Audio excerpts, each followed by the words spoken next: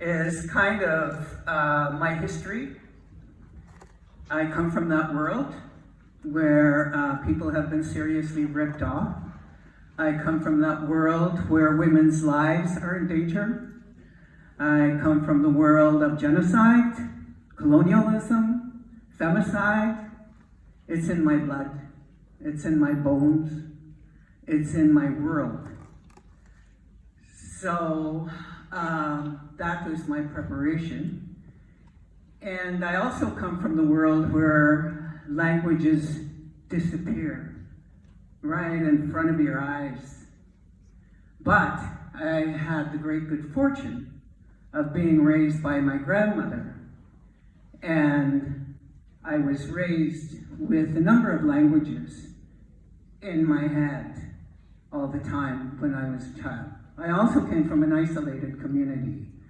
And so the outside world was kind of a fuzz on the background in my formative years. So a lot of my knowing is intuitive. So, and there's a deep loneliness in not having my language, not hearing my language, and knowing people I grew up with not having any language, because it was that close. My generation and the way I was raised, I saw 100 years ago. But my brother, 6 years younger than me, he has very little of the language. It was that fast and that quick. So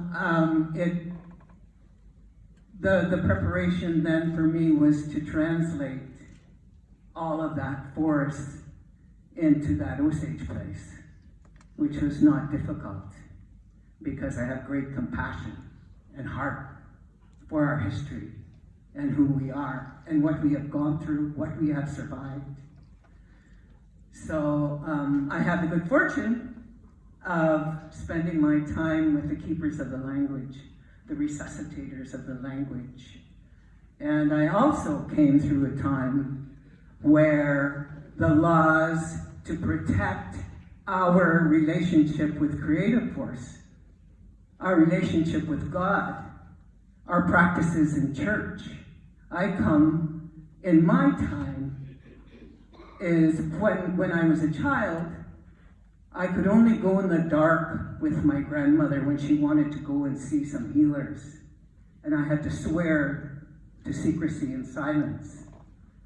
And then in my adult years, I witnessed those laws being changed by people in our community, by our warriors in our community that have gotten their education. They got the language of the government and the laws, and they traversed that territory.